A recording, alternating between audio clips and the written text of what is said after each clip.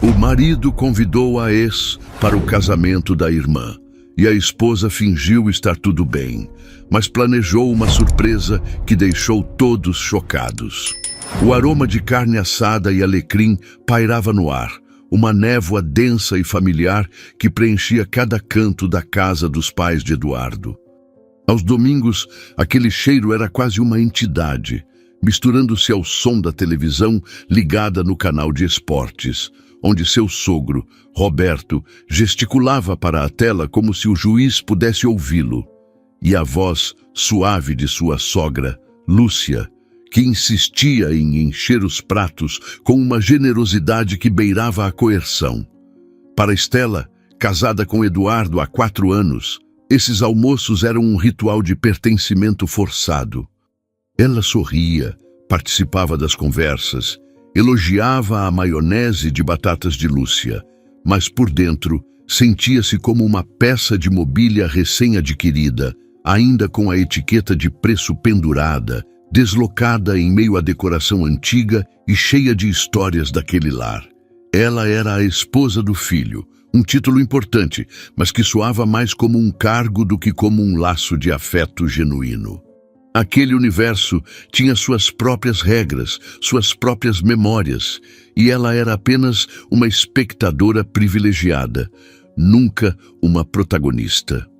O tilintar dos talheres e as risadas sobre os preparativos para o casamento de Camila, a irmã mais nova de Eduardo, criavam uma sinfonia agradável de normalidade. Falavam sobre as flores, o vestido da noiva, a ansiedade contagiante que precedia o grande dia. Foi nesse exato interlúdio de paz doméstica que Eduardo, depois de limpar a garganta com uma pequena tosse ensaiada, deixou cair a bomba. Ele não levantou a voz, não fez um anúncio formal. Pelo contrário, sua fala foi proferida com a mesma casualidade de quem comenta sobre o tempo, uma banalidade calculada que tornava a revelação ainda mais chocante. A propósito, convidei a Lívia para o casamento da Camila, disse ele enquanto cortava um pedaço de carne com precisão cirúrgica. Ela é praticamente da família, afinal. Tenho certeza de que, se você confia em mim, vai entender perfeitamente. O silêncio que se seguiu não foi apenas ausência de som. Foi um vácuo pesado, denso, que sugou todo o oxigênio da sala. Os garfos pararam a meio caminho da boca. Roberto baixou o volume da televisão. Lúcia, com a travessa de farofa nas mãos, congelou, o sorriso de anfitriã derretendo em uma máscara de pura confusão. Estela sentiu o sangue gelar. Piscou devagar, processando a informação, tentando encaixar aquele nome no contexto absurdo em que fora jogado. A Lívia? Ela repetiu, a voz um fio, quase inaudível. A sua ex-namorada, Lívia? Eduardo deu de ombros, um gesto que tentava ser displicente, mas que transbordava tensão. Ah, amor, isso foi há séculos, uma vida inteira atrás. Além do mais, ela conhece todo mundo. Cresceu com a gente. Não tem problema nenhum, é só uma convidada a mais.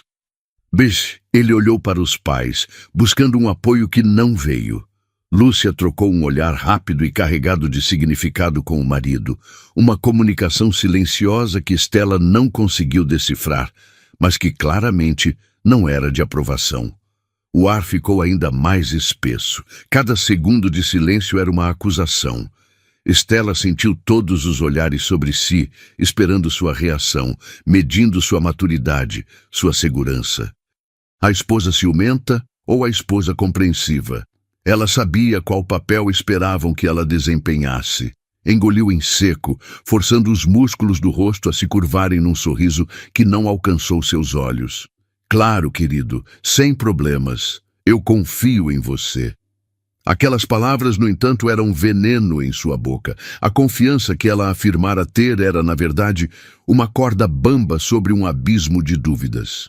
À noite, na segurança de seu apartamento, o claro que ela pronunciara com tanta convicção se transformou em uma tempestade de ansiedade.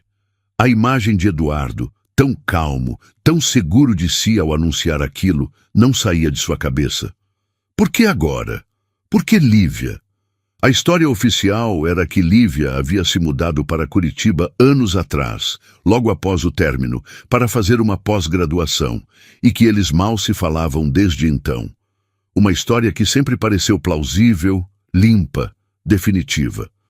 Mas a intuição de Stella, aquela voz interna que tantas vezes ela ignorara em nome da paz, gritava que havia algo errado. Com as mãos trêmulas, ela abriu o Instagram. A busca foi rápida. Lívia Albuquerque. O perfil era público, uma vitrine de felicidade perfeitamente curada. E a primeira foto quebrou a narrativa de Eduardo em 1000 pedaços. Não era uma foto em Curitiba. Era uma foto na Ponte Hercílio Luz, em Florianópolis, com a legenda: Lar, doce lar. Stella sentiu o coração martelar contra as costelas. Ela rolou o feed. A respiração suspensa. As fotos recentes eram todas em Florianópolis. Cafés em Jurerê, corridas na beira-mar, fins de semana na Praia Mole.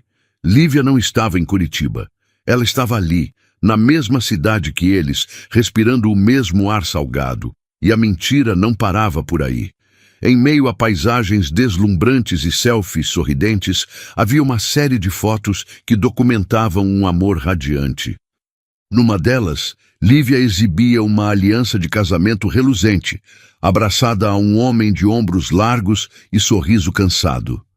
A legenda dizia: 2 anos com meu porto seguro. O perfil dele estava marcado: Marcelo Andrade. Uma busca rápida revelou que ele era o dono da Andrade Imóveis, uma das maiores imobiliárias da cidade. Lívia não só morava em Florianópolis, como era casada. Casada há 2 anos. Stella largou o celular na cama como se ele queimasse. A imagem do jantar de domingo voltou com uma clareza brutal. Eduardo mentindo descaradamente, não apenas para ela, mas para seus próprios pais, construindo uma realidade alternativa, onde convidar uma ex-namorada, supostamente solteira e morando em outra cidade, era um ato inocente de nostalgia. A verdade era muito mais feia.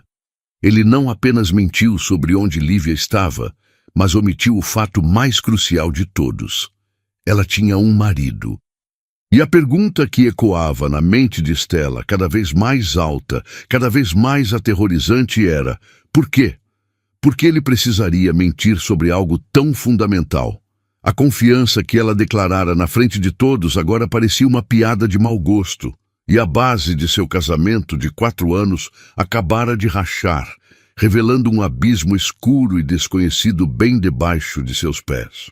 A segunda-feira amanheceu cinzenta, o céu de Florianópolis coberto por uma camada espessa de nuvens que parecia um reflexo do estado de espírito de Stella. A mulher que acordou não era a mesma que fora dormir. A Stella da noite anterior era uma esposa confusa e ferida. A desta manhã era uma caçadora. O choque inicial havia se solidificado em uma resolução fria e cortante. A dor ainda estava lá, uma brasa ardendo sob a superfície, mas agora estava coberta por uma camada de gelo. Ela não chorou. As lágrimas pareciam um luxo, uma indulgência que ela não podia se permitir. Em vez disso, uma clareza desconhecida tomou conta de sua mente. O mundo, que até domingo era um borrão de rotinas confortáveis e futuros planejados, agora estava em foco nítido e cada detalhe, cada gesto, cada palavra de Eduardo era uma potencial peça do quebra-cabeça.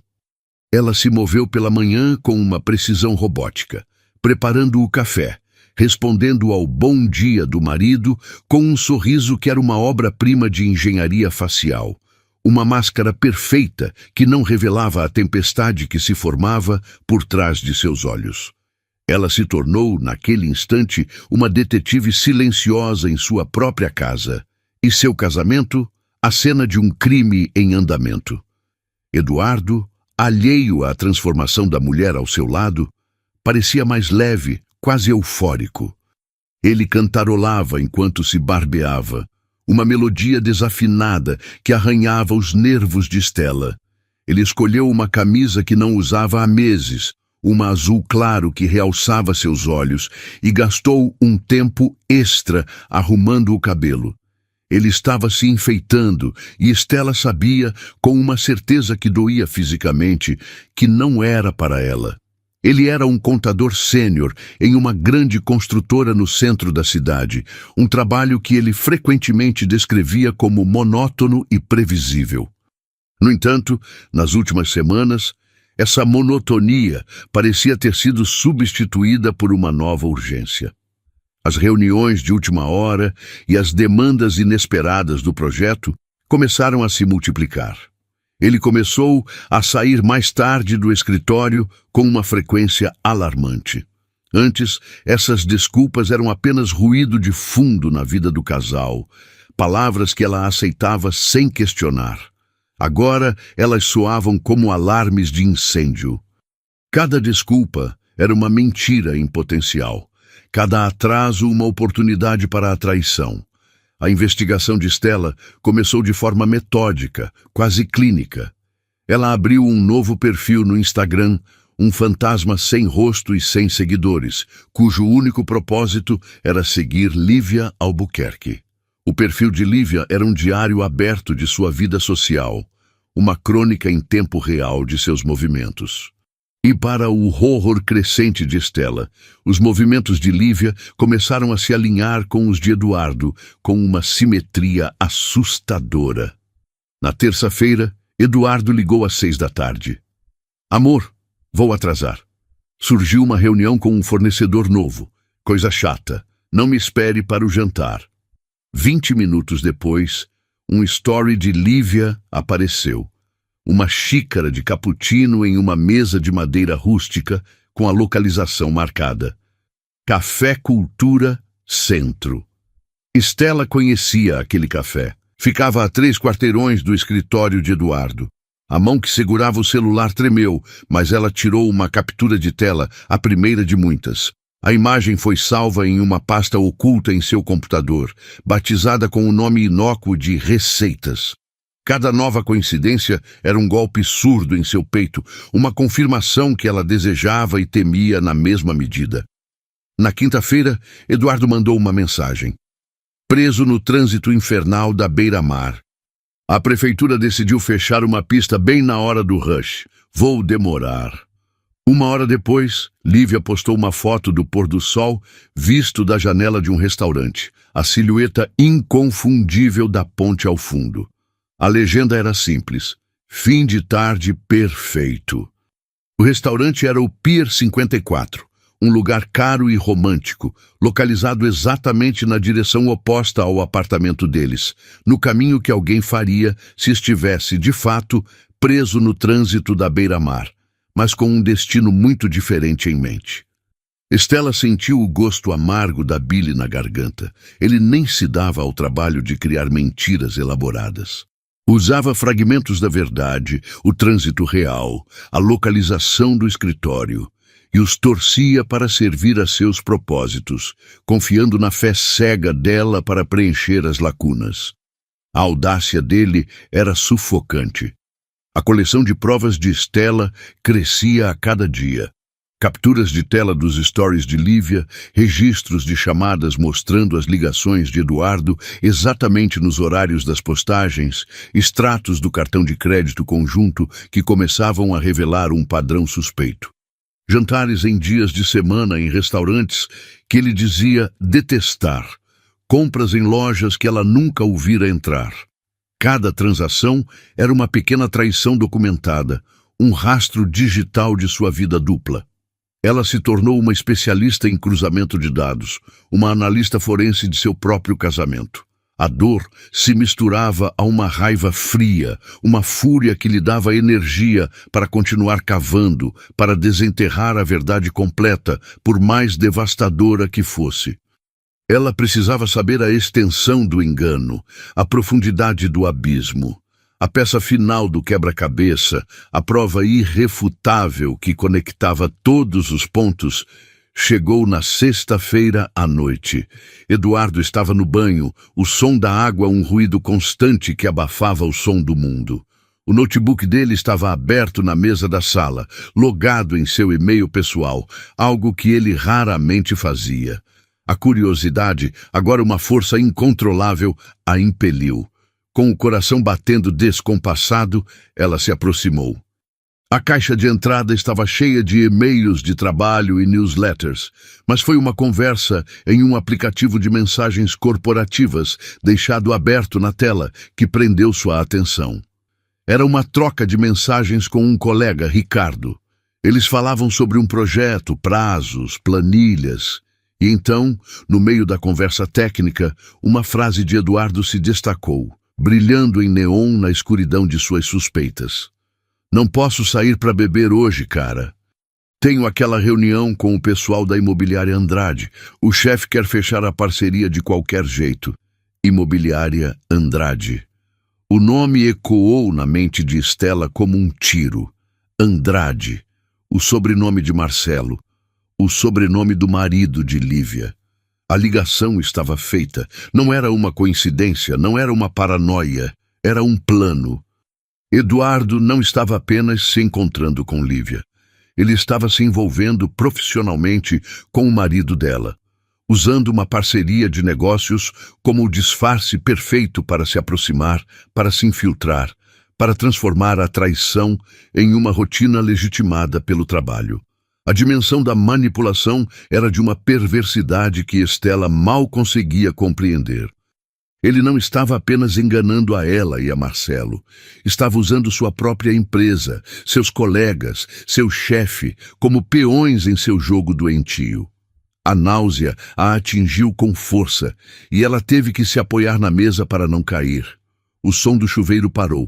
Em pânico, ela fechou a janela do aplicativo e se afastou do notebook, o coração disparado.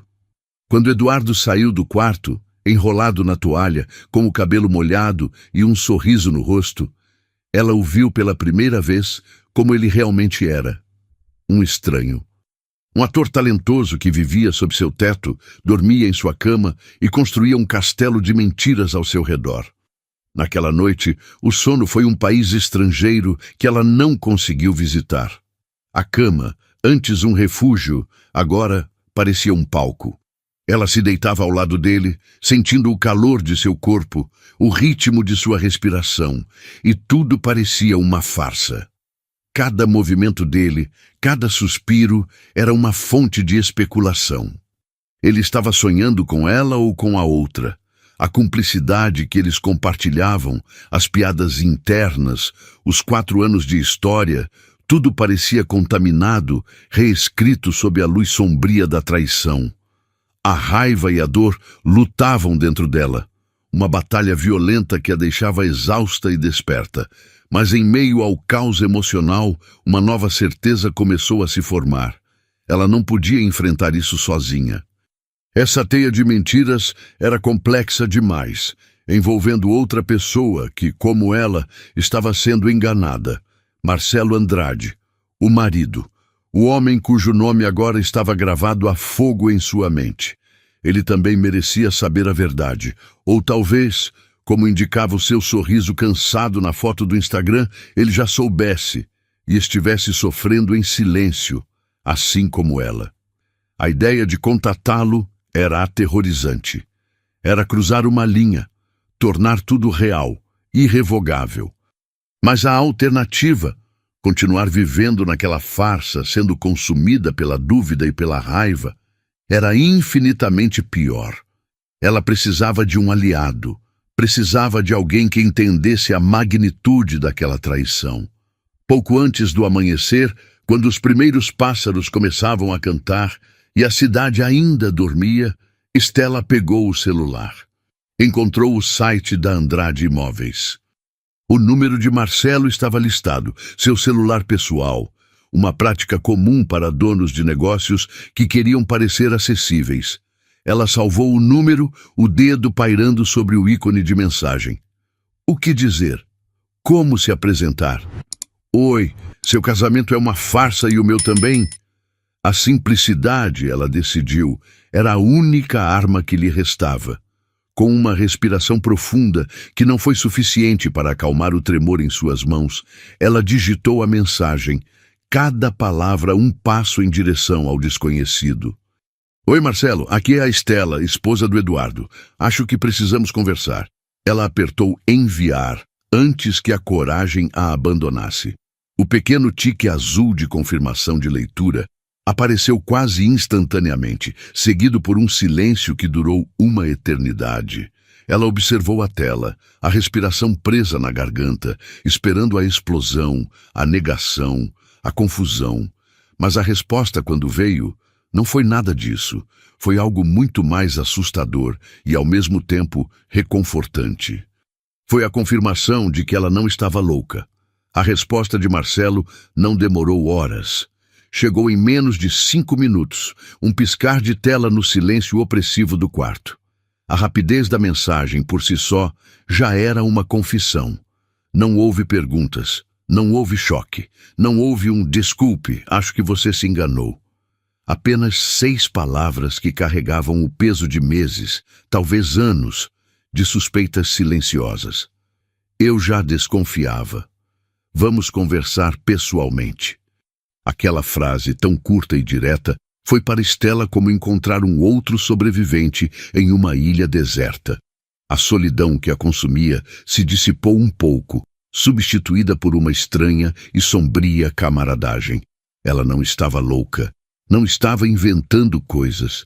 Havia outra pessoa do outro lado do espelho, vivendo a mesma farsa, sentindo o mesmo gosto amargo da traição.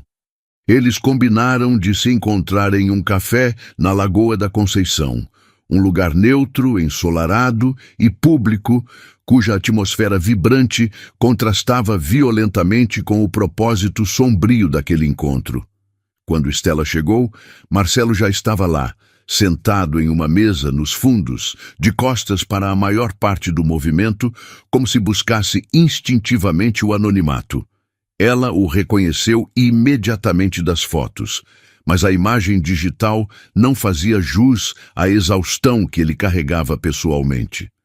Ele parecia mais velho do que nas fotografias. Havia vincos de preocupação ao redor de seus olhos, e a maneira como ele segurava a xícara de café com as 2 mãos, como se buscasse aquecer algo que estava gelado por dentro, falava de uma fadiga que não era apenas física.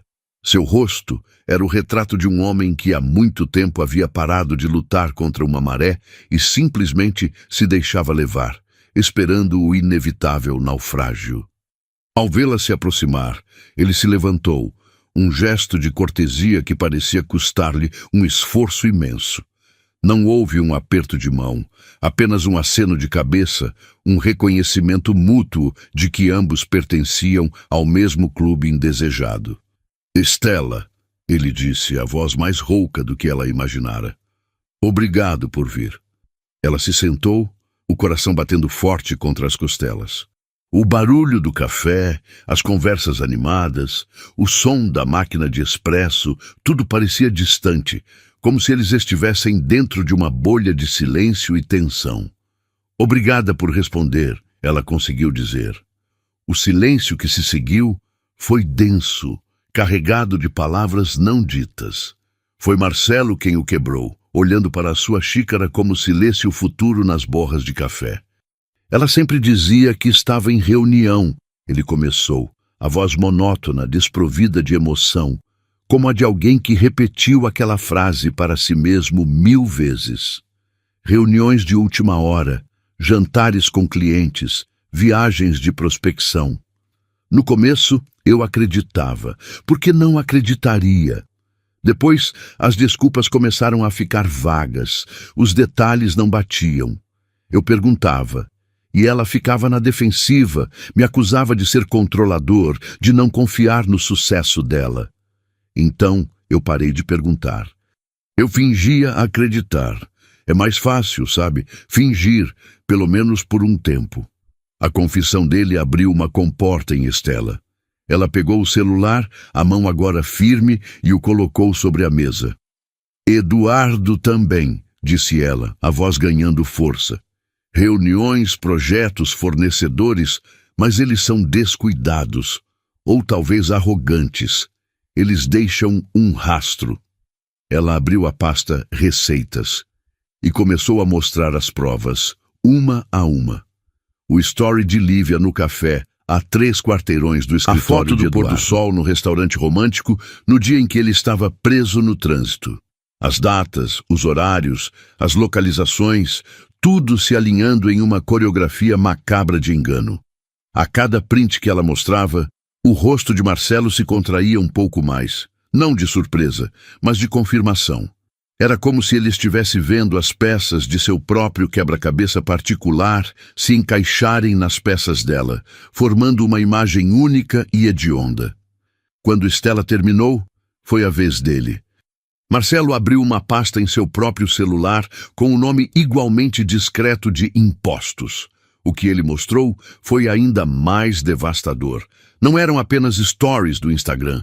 Eram faturas de cartão de crédito, recibos de hotel, comprovantes de passagens aéreas. Ela disse que a empresa pagou por uma viagem de incentivo a São Paulo em abril. Fim de semana de spa para os melhores vendedores. Ele disse, mostrando a fatura do cartão de crédito de Lívia. Mas a fatura mostra o Hotel Fasano, um dos mais caros da cidade, e um jantar para 2 no DOM, que custou quase R$2.000. Empresas não pagam por isso. Ele passou para a próxima imagem. E aqui, continuou ele, é a parte interessante. Era um print da fatura do cartão de Eduardo, que Stella havia fotografado. Na mesma data, uma passagem aérea para São Paulo e uma série de despesas com Uber na mesma região do hotel.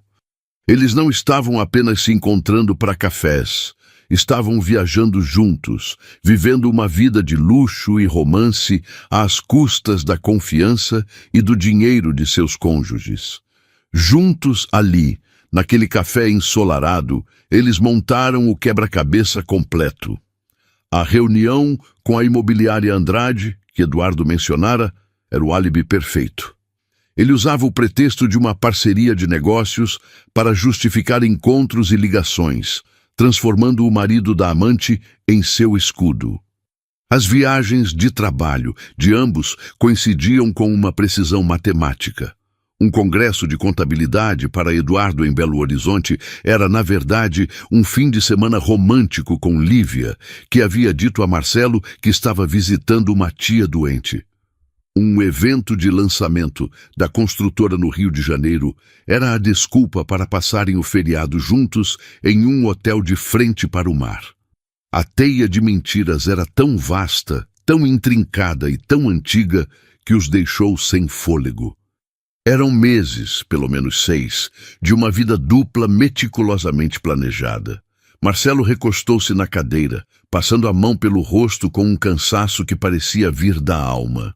Ele ficou em silêncio por um longo momento, os olhos fixos em um ponto qualquer sobre a lagoa, como se contemplasse os destroços de seu casamento flutuando na água. Stella esperou, dando-lhe o espaço para processar a avalanche de informações concretas que confirmavam seus piores medos. Quando ele finalmente falou, sua voz era diferente. A resignação havia desaparecido, substituída por uma centelha de aço. Eles planejam se ver no casamento da Camila, não é? Ele perguntou, mais afirmando do que questionando. É o grande evento, a oportunidade perfeita. Stella assentiu, o nó em sua garganta apertando. Sim. Ele fez questão de convidá-la. Disse que ela era praticamente da família e que eu deveria confiar nele. Um sorriso amargo, quase um esgar, crispou os lábios de Marcelo. Confiança. Ele repetiu a palavra como se fosse um veneno. Eles adoram essa palavra. Usam-na como uma arma para nos manter cegos. Ele se inclinou para a frente, os olhos encontrando os de Stella, e pela primeira vez ela viu algo além da dor. Viu uma chama de fúria, uma determinação gélida. Então que se vejam, ele disse, a voz baixa e perigosa. Vamos dar a eles exatamente o que querem, um encontro no casamento. Mas com a plateia completa, A sugestão pairou no ar, chocante e, ao mesmo tempo, irresistivelmente lógica. Confrontá-los em particular, eles negariam, mentiriam, a acusariam de louca, de ciumenta. Fariam o que sempre fizeram, manipulariam a narrativa. Mas em público, diante da família, dos amigos, dos colegas, não haveria para onde fugir. O plano nasceu ali, entre xícaras de café frio e corações partidos. Não foi um plano de vingança histérica, mas uma estratégia de execução calculada. Eles não gritariam, não fariam uma cena vulgar. Eles usariam a verdade como uma arma cirúrgica. O palco seria o jantar de ensaio do casamento, na noite anterior à cerimônia. Um evento íntimo, familiar, o lugar perfeito para o drama se desenrolar.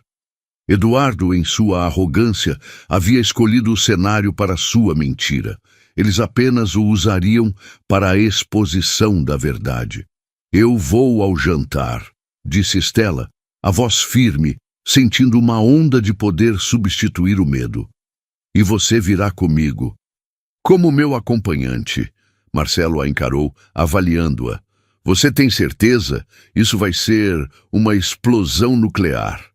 Eu sei, respondeu ela, mas estou cansada de viver na zona de radiação. Prefiro a explosão. Pelo menos depois dela, o ar fica limpo. Ele assentiu lentamente, uma admiração relutante em seus olhos. Tudo bem, eu serei seu acompanhante. Eles passaram a hora seguinte refinando os detalhes, como dois generais planejando uma batalha. Eles chegariam separadamente para maximizar o impacto. Stella chegaria primeiro, desempenhando o papel da esposa elegante e serena. Eduardo e Lívia chegariam depois, esperando encontrar um ambiente acolhedor para sua farsa. E então, no momento em que estivessem mais confortáveis, mais seguros em sua mentira, Marcelo entraria. Ele traria cópias impressas das provas, um dossiê da traição deles, contido em um envelope simples, sem gritos, sem acusações descontroladas. Apenas fatos, apresentados com uma calma devastadora. O final da história, que Eduardo pensava estar escrevendo, seria, na verdade, ditado por eles. Ao se despedirem, não havia mais a hesitação do início. Havia um pacto. Eram dois estranhos, unidos pela mais dolorosa das circunstâncias, prestes a incendiar suas próprias vidas para que pudessem finalmente sair das cinzas e respirar ar puro novamente. A contagem regressiva havia começado. A noite do jantar de ensaio chegou com uma beleza cruel. O céu sobre a Lagoa da Conceição era de um azul cobalto profundo, salpicado de estrelas que brilhavam com uma indiferença gélida. O restaurante escolhido por Lúcia, a mãe de Eduardo, era um dos mais sofisticados da ilha, um santuário de bom gosto com janelas panorâmicas que se abriam para a água cintilante e a silhueta das dunas ao longe. O ambiente interno era um sussurro de elegância. Luz de velas, arranjos de lírios brancos e o som suave de um piano tocando bossa nova ao vivo. O clima era de celebração contida, a antecipação feliz que precede um casamento. Taças de champanhe tilintavam, risadas flutuavam no ar e a família se reunia em pequenos grupos, compartilhando histórias e expectativas. Para qualquer observador externo, era um retrato perfeito de felicidade familiar. Mas para Stella, aquele salão era um palco e à noite a estreia de uma peça cujo final seria devastador. Ela havia passado a tarde se preparando como uma guerreira antes da batalha. O banho foi longo, a maquiagem foi aplicada com a precisão de um artista, cada camada de base e rímel uma nova camada de armadura. E então, o vestido. Era de um verde esmeralda profundo, um tecido pesado que caía em dobras luxuosas, abraçando seu corpo sem ser vulgar. A cor era uma escolha deliberada. Era a cor da inveja, do veneno, mas também da renovação e da esperança. Era uma declaração. Quando se olhou no espelho, a mulher que a encarou de volta era uma estranha familiar. Havia uma dureza em seu olhar, uma determinação em sua postura que ela não possuía semanas atrás. A dor a havia esculpido, removendo as arestas suaves da ingenuidade e revelando o aço por baixo. Ela entrou no restaurante sozinha, a cabeça erguida, os saltos ecoando suavemente no piso de madeira polida. O vestido verde se movia com ela, uma mancha de cor vibrante em meio aos tons neutros dos convidados, e as conversas pararam por um instante enquanto todos se viravam para olhá-la. Ela sentiu os olhares, a admiração, a curiosidade e os absorveu, transformando-os em combustível. Lúcia, sua sogra, veio ao seu encontro, o rosto iluminado por um sorriso genuíno. Estela, querida, você está deslumbrante, absolutamente deslumbrante. Esse vestido parece uma joia. Ela beijou o rosto de Estela, o perfume caro envolvendo-a. Onde está o Eduardo? Pensei que viriam juntos. Estela forçou um sorriso. A primeira performance da noite. Ele teve um imprevisto, precisou buscar uma amiga no aeroporto, mas já devem estar chegando. A menção da amiga fez o sorriso de Lúcia vacilar por uma fração de segundo, uma microexpressão de desconforto que Estela registrou. Ela sabia. No fundo, Lúcia sabia que algo estava errado, mas a etiqueta, a necessidade de manter as aparências, a impedia de questionar. Estela aceitou uma taça de champanhe, o líquido borbulhando como a ansiedade em seu estômago. Ela não beberia, mas precisava do acessório, da normalidade que ele representava. Ela circulou pelo salão, cumprimentando tios, primos, os pais da noiva, Camila, que a abraçou com força, sussurrando. Você está linda, cunhada, mas parece tensa. Está tudo bem? Estela apenas sorriu e disse, ansiedade pelo grande dia de vocês. Era uma meia-verdade. A ansiedade era real, mas o motivo era outro. Então, a porta do restaurante se abriu novamente e o ar pareceu mudar. Eduardo entrou, e por um momento ele parecia o homem por quem Estela havia se apaixonado. Alto, charmoso, com um sorriso que poderia vender gelo a esquimós. Mas o sorriso não era para ela. Era para a mulher que caminhava ao seu lado, a mão dela entrelaçada na dele com uma naturalidade chocante. Lívia. Ela era exatamente como nas fotos, loira, esguia, vestindo um vestido branco de seda que era simples, mas gritava dinheiro. O vestido branco, Estela notou com uma pontada de ironia amarga, era quase uma afronta, uma tentativa de reivindicar uma pureza que ela claramente não possuía. Eles não entraram como amigos. Eles entraram como um casal, rindo de uma piada particular, os corpos próximos, a energia entre eles crepitando com uma intimidade que era um tapa na cara de todos na sala. O som do piano pareceu hesitar. As conversas diminuíram para um murmúrio. Roberto, o pai de Eduardo, franziu a testa, o olhar fixo nas mãos dadas do filho com a ex-namorada. Lúcia ficou pálida. Eduardo, em sua bolha de arrogância, parecia não notar a mudança de temperatura.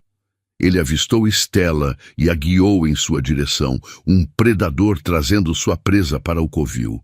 Ele ainda segurava a mão de Lívia quando parou na frente dela. Amor, ele disse, a voz carregada de uma falsa naturalidade que era quase cômica. Essa é a Lívia. Lembra dela, não é? Ele finalmente soltou a mão de Lívia para tentar beijar o rosto de Estela, mas ela se moveu sutilmente e seus lábios encontraram o ar. Estela voltou seu olhar para Lívia, um olhar frio e avaliador que fez a outra mulher se encolher minimamente. Então, ela sorriu. Não era um sorriso caloroso, era um sorriso afiado, cortante, como vidro quebrado. Lembro sim, Eduardo. Ela respondeu, a voz clara e ressonante no silêncio que se instalava. Lembro perfeitamente da Lívia. Ela fez uma pausa, deixando a tensão se construir, antes de adicionar com uma doçura venenosa. Mas, pelo visto, você lembra melhor do que eu. A farpa atingiu o alvo. O sorriso de Eduardo vacilou.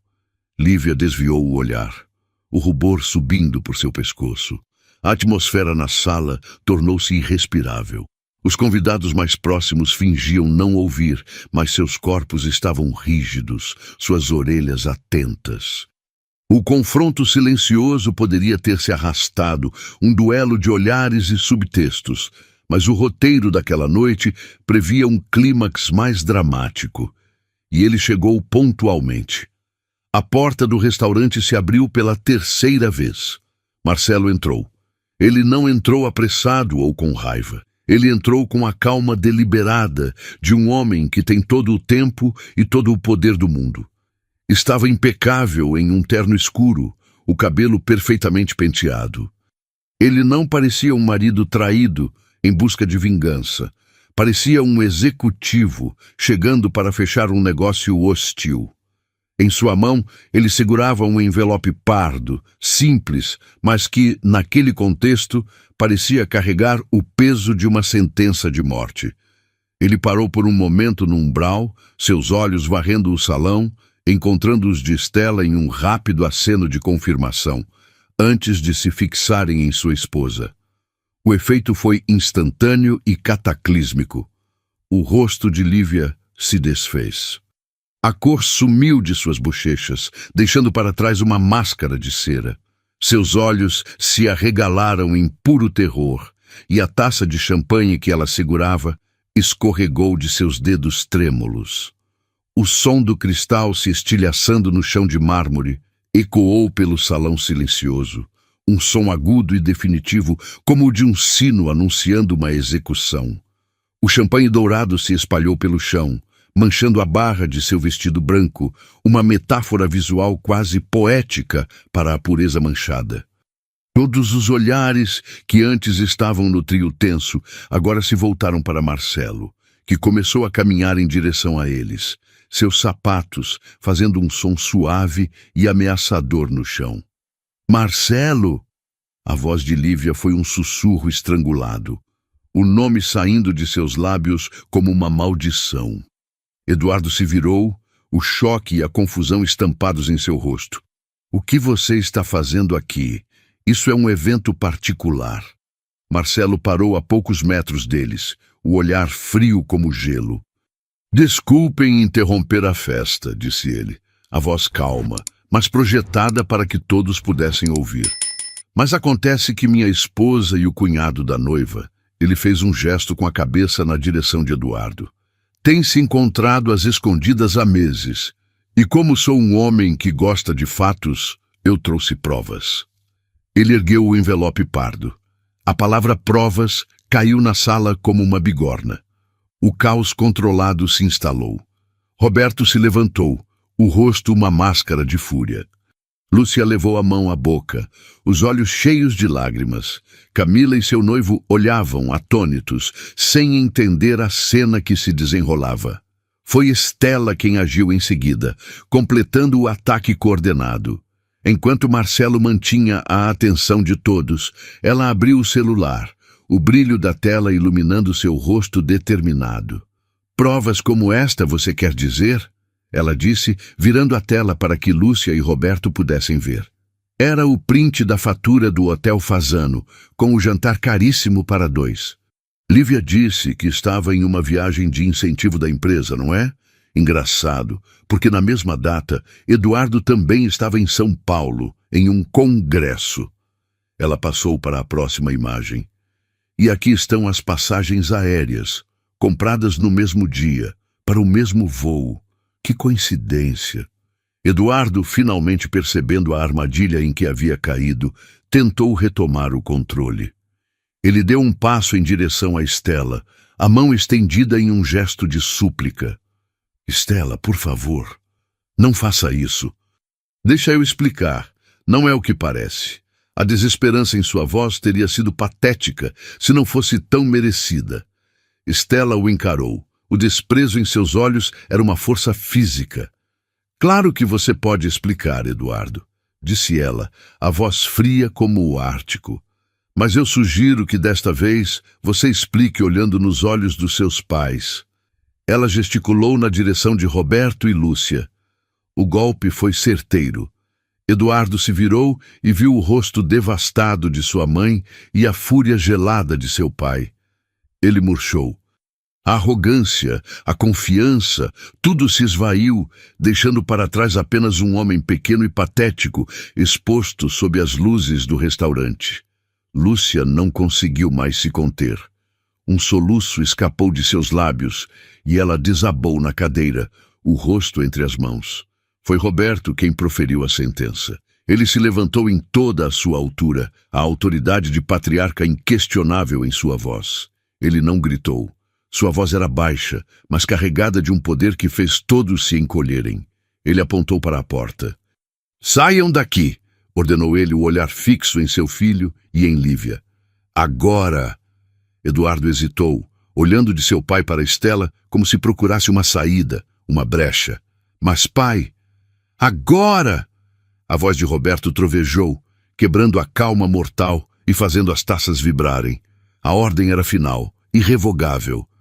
Lívia, com o vestido manchado e o rosto banhado em lágrimas de humilhação, agarrou o braço de Eduardo e o puxou em direção à saída, um navio naufragado arrastando o outro para o fundo.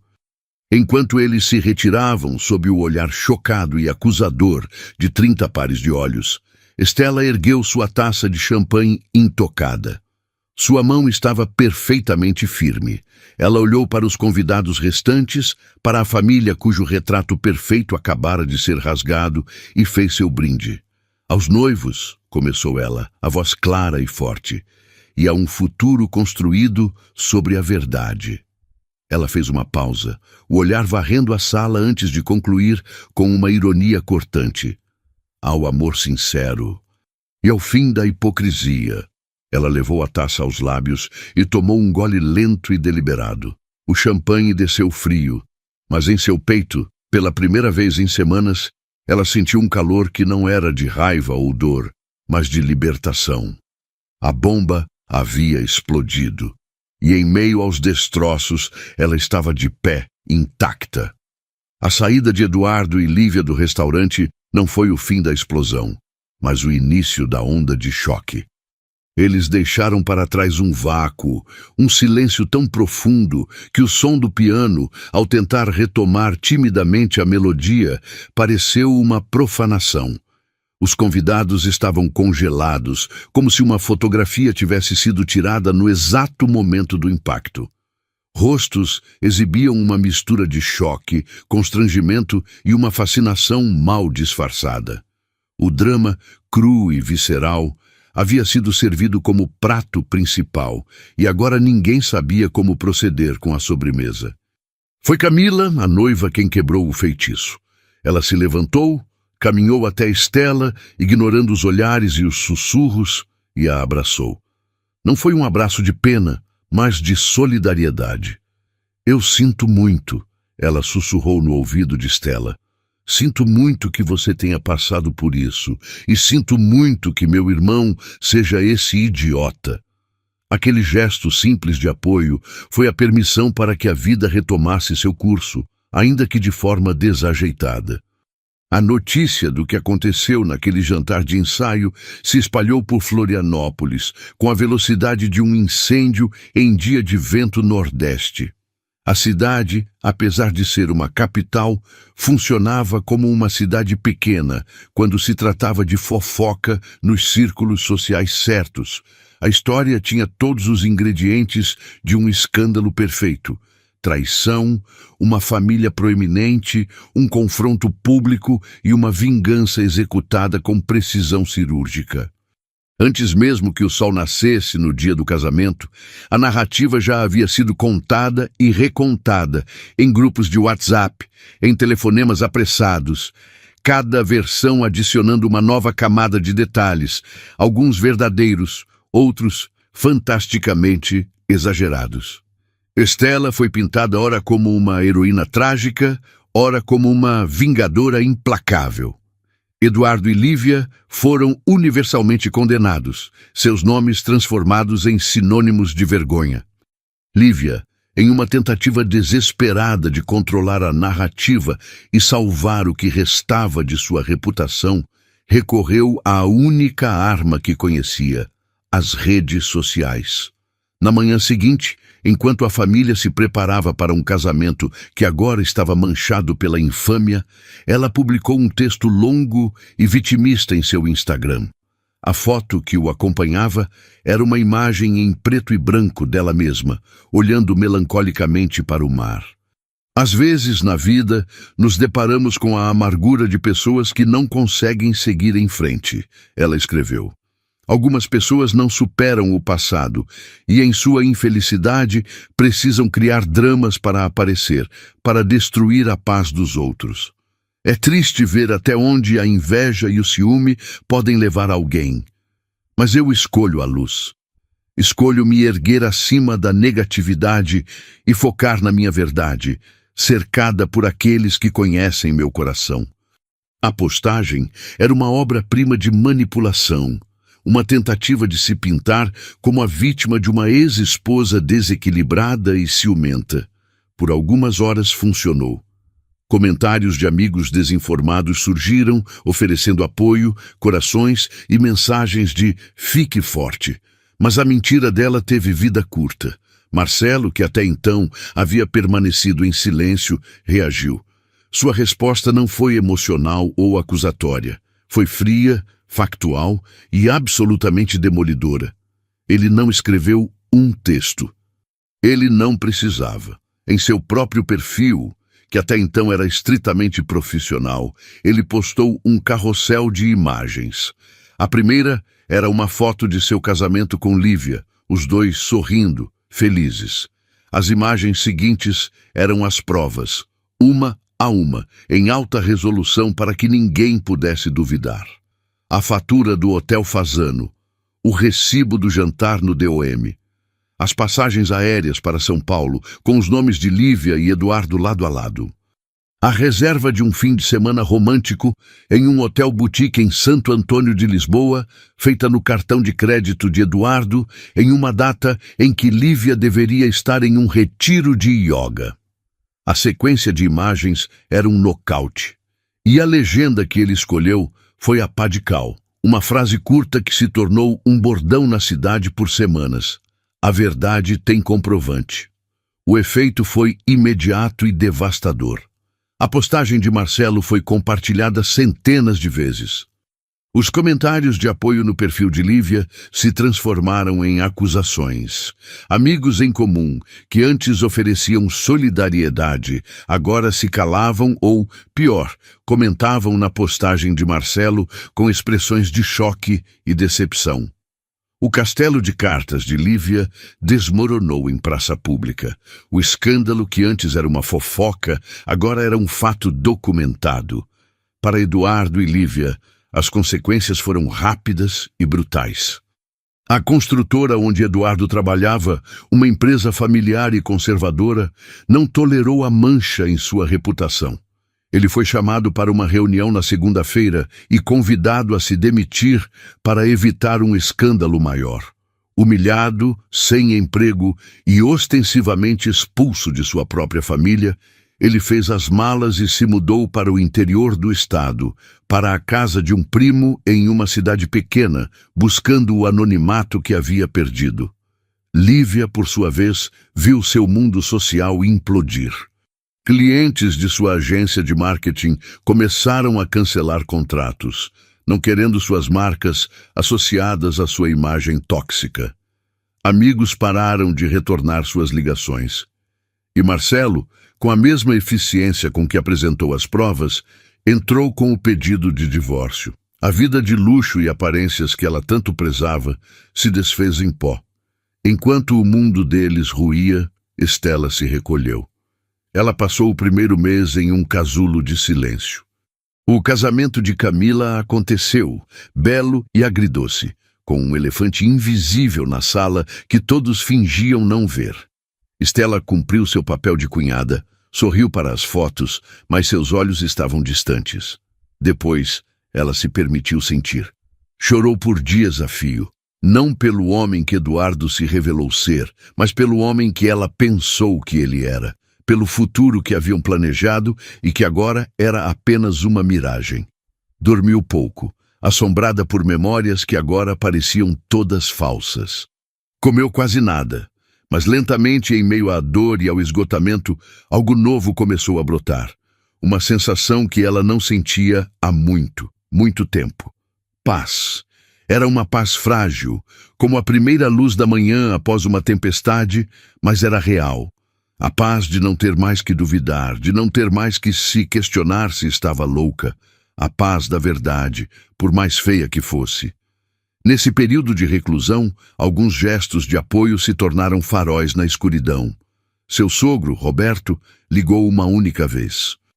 A voz dele, normalmente tão assertiva e barulhenta, estava baixa, embargada. Estela, ele disse, eu só quero te pedir desculpas.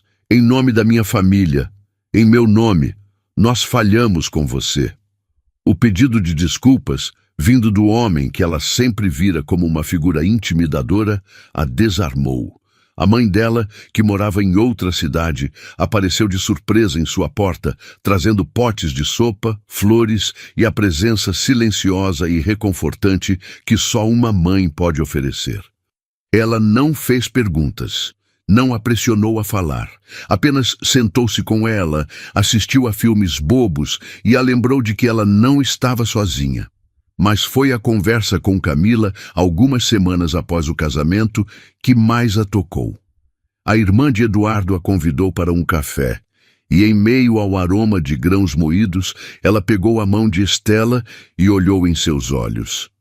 Eu sei que parte da nossa família, os mais velhos, os mais tradicionais, estão dizendo que você expôs a todos, que lavou roupa suja em público, disse Camila, a voz baixa e séria.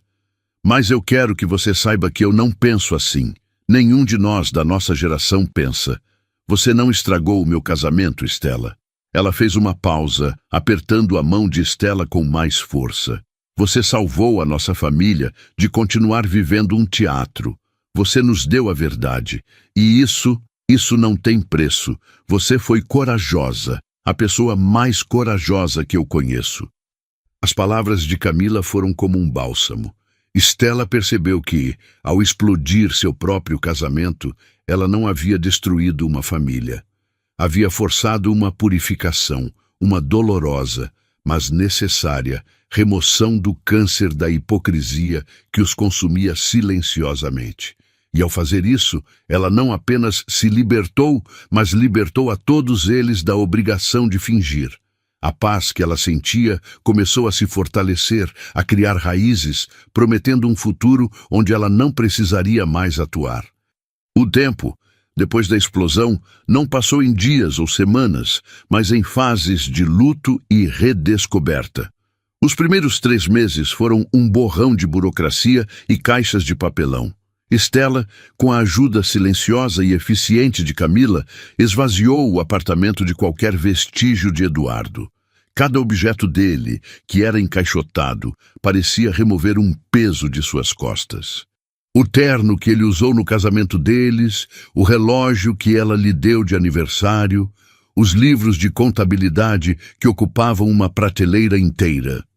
Tudo foi despachado para o interior. Um passado enviado por transportadora. Quando a última caixa saiu, Estela ficou parada no meio da sala, agora espaçosa, e respirou fundo. O ar parecia mais limpo, mais leve. Era o cheiro da liberdade e era inebriante. Foi nesse vazio que ela encontrou espaço para se reconstruir. Lembrou-se de uma paixão antiga, da época da faculdade. A cerâmica. A sensação da argila fria e maleável em suas mãos, a concentração necessária para transformar um bloco de terra em algo belo e útil. Era o oposto de seu casamento. Era honesto, tangível, e o resultado final dependia apenas de sua própria habilidade e paciência.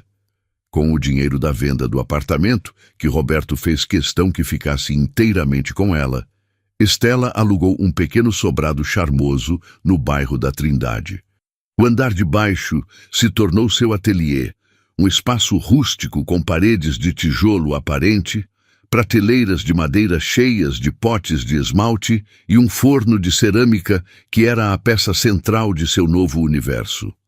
O cheiro de argila úmida e café fresco que ela fazia em uma pequena cafeteira no canto substituiu o perfume caro de Eduardo e o cheiro de mentiras velhas.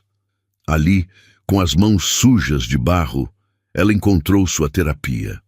Cada vaso que ela moldava no torno, cada prato que ela pintava, era um ato de criação, uma afirmação de que ela era capaz de construir beleza a partir do caos. A notícia de seu ateliê se espalhou e logo ela estava recebendo encomendas, dando aulas para pequenos grupos, sua vida preenchida por um propósito que vinha de dentro, não de um status de relacionamento. Enquanto isso, o mundo continuava a girar.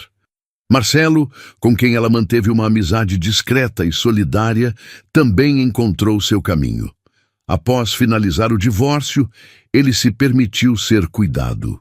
Começou a namorar uma médica do Hospital Celso Ramos, uma mulher de sorriso gentil e olhos cansados de plantões reais, não de desculpas inventadas. Estela ficou genuinamente feliz por ele. Eles eram sobreviventes do mesmo naufrágio. E ver o outro encontrar um porto seguro era uma vitória compartilhada. E Estela, ela não procurava por amor. Estava ocupada demais, se apaixonando por si mesma novamente.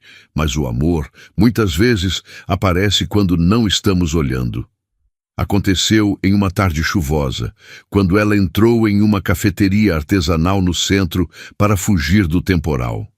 O lugar era pequeno, aconchegante, e o homem atrás do balcão tinha farinha no cotovelo e um sorriso que parecia iluminar o dia cinzento. Ele era Caio, o chefe e dono do lugar. Eles conversaram sobre café, sobre o tempo, sobre a cerâmica das xícaras que ele usava. A conversa fluiu com uma facilidade que a surpreendeu.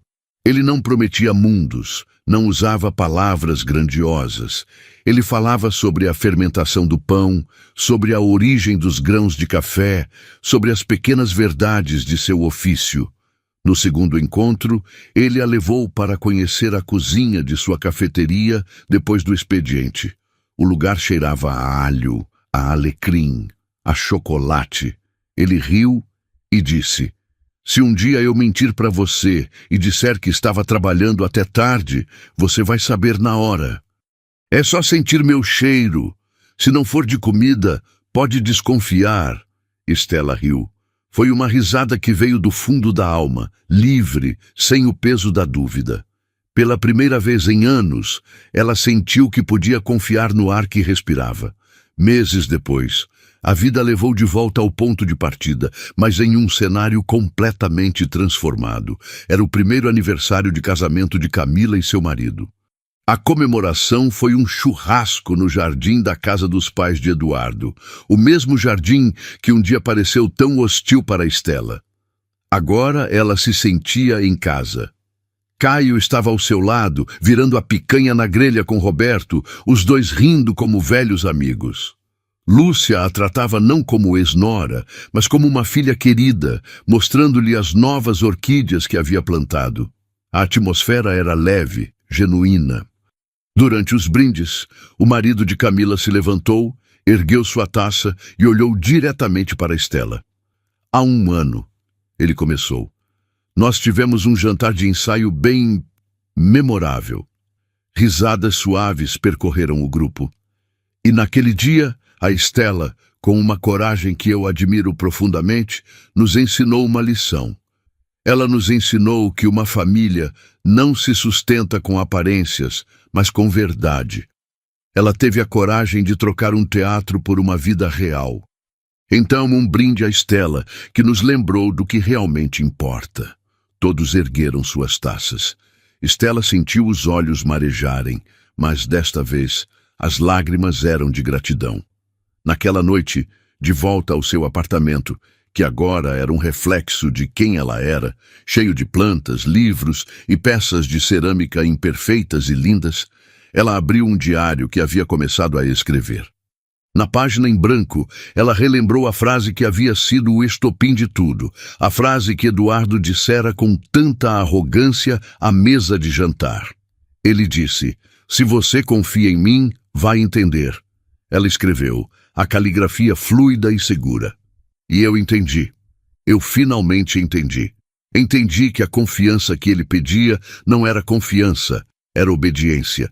Entendi que a verdade não precisa de apelos, ela simplesmente é. E entendi que confiança sem verdade é só cegueira com nome bonito. No momento em que terminou de escrever, seu celular vibrou sobre a mesa. Era uma mensagem de Caio. Fechando o café. Guardei o último pedaço do bolo de fubá com goiabada para você. Aquele que você gosta. Estela sorriu. Um sorriso genuíno que alcançou seus olhos. Ela se levantou e foi até a janela, sentindo a brisa suave do mar entrar e balançar as cortinas. A vingança, a dor, a raiva. Tudo aquilo parecia pertencer a uma outra vida, a uma outra mulher. Já não importava se Eduardo estava feliz ou miserável, se Lívia havia aprendido a lição. A história deles havia terminado.